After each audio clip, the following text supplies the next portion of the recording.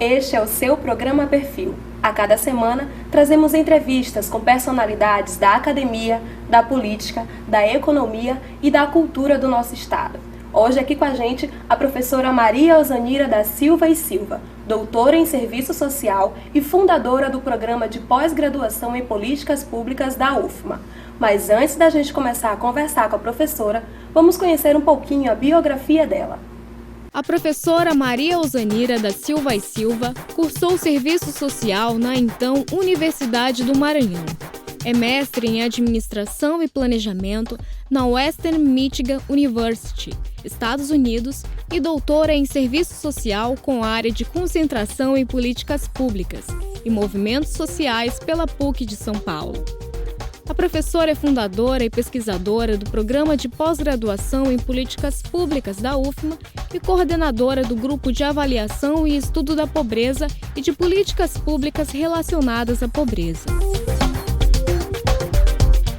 Em 2013, recebeu o Prêmio Mérito Científico Maria Osanira, uma homenagem que leva ao nome devido à sua relevância, experiência e produção científica na área de ciências políticas.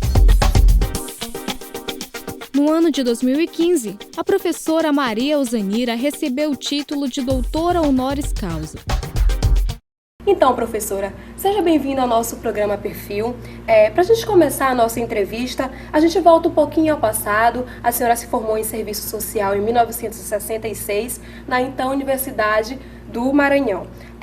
A gente sabe que no Brasil há um estigma de valorização dos cursos superiores que maior trazem retorno financeiro. Aí a gente pode citar a medicina, a engenharia, o direito. Eu pergunto para a senhora, por que o serviço social? E como foi a reação da sua família? Olha, o serviço social tem uma relação, eu não tinha clareza exatamente quando eu fiz o curso de serviço social, o que era, porque o próprio serviço social no Brasil era uma coisa muito nova. O que me identificou com o serviço social foi a minha identidade com a sociedade, com as questões sociais, com os problemas sociais.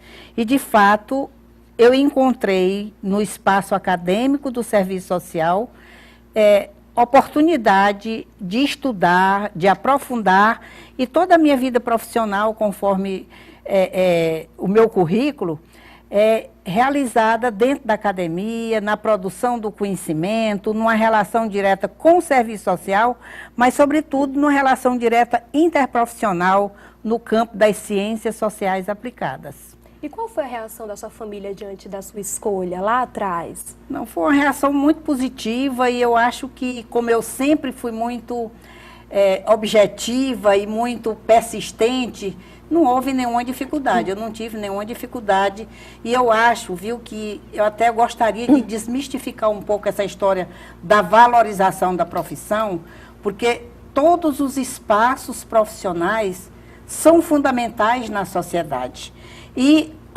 o seu êxito, inclusive financeiro, num campo determinado de uma determinada profissão, vai estar muito condicionado à sua capacitação, ao seu desempenho. Quer dizer, é muito negativo, eu acho, você titularizar determinadas profissões como sendo as profissões. Nós temos um campo imenso de profissão, tanto no campo das ciências sociais, como no campo da saúde, como no campo técnico. Todas são profissões absolutamente importantes e o êxito vai depender da atuação, da preparação e, sobretudo, da competência daquele profissional. Isso é que vai dizer a relevância da profissão. O assistente social, ele tem, por vezes, a sua atuação um pouco incompreendida.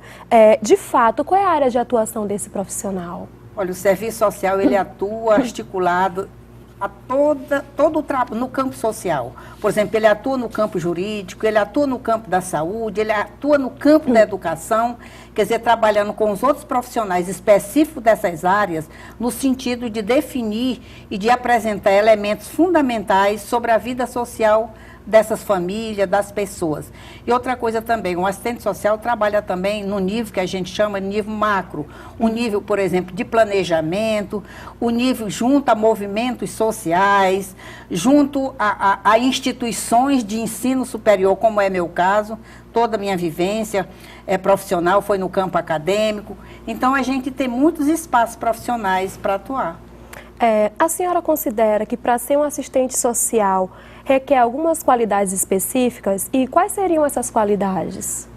A qualidade específica para o serviço social e para todos os campos profissionais, em primeiro lugar, é a competência. Em segundo lugar, a sensibilidade humana e social. Porque não são só os assistentes sociais, não são só os psicólogos que lidam com pessoas. O médico lida com pessoa, e o médico, por exemplo, ele precisa ter uma capacitação e uma empatia muito grande em lidar com pessoas. Então, na minha opinião, quer dizer, não há uma distinção, além do campo específico do saber, que todos os profissionais têm o seu campo específico do saber, o importante, o fundamental, é a competência no seu campo específico e é a qualidade de saber se relacionar com pessoas, com grupos, com a sociedade de modo geral. A senhora é coordenadora do Grupo de Avaliação e Estudo da Pobreza e de Políticas Públicas relacionadas a esse mesmo tema. Tem contribuído aí com reflexões acerca da melhoria da qualidade de vida, principalmente das pessoas carentes. Diante disso, quais foram as situações que mais marcaram a sua carreira? Esse grupo de pesquisa, que é coordenado por mim, que tem a participação de professores, não só do serviço social, tem também da economia, tem da educação, tem de outras áreas, é um grupo que se volta para o estudo de políticas sociais, especificamente da política social, da política do trabalho, e a temática central é a pobreza e a avaliação das políticas públicas de enfrentamento à pobreza no Maranhão e no Brasil. Então, todo o meu trabalho, vários projetos de pesquisas que eu já coordenei e que estou coordenando ainda, tem prestado serviços não só em termos de avaliar e de contribuir para se conhecer melhor as políticas sociais no Brasil, mas também com muitas produções acadêmicas, com livros, com artigos, com discussões em congressos. A gente está sempre contribuindo, não só eu e pessoalmente, porque eu gostaria de ressaltar que qualquer profissional e no campo acadêmico, em destaque principalmente, você só faz trabalho em equipe. Daí porque o grupo de avaliação, quer dizer, então eu trabalho com outros profissionais, quer dizer, nossa produção é muito partilhada com todas as pessoas ou com grupos e subgrupos que atuam no campo das políticas públicas e especificamente das políticas sociais. Então, a nossa contribuição tem sido na formação de recursos humanos e tem sido na produção do conhecimento nesse campo específico das ciências sociais e das políticas sociais. Agora a gente vai falar um pouquinho da sua rotina. A gente sabe que a mulher geralmente tem aí uma jornada dupla de trabalho, trabalha fora e trabalha dentro de casa, e isso acaba aqui por trazer impactos na vida profissional, pessoal e até na saúde da mulher. A senhora já teve que conciliar a sua rotina? A senhora teve alguma dificuldade diante disso?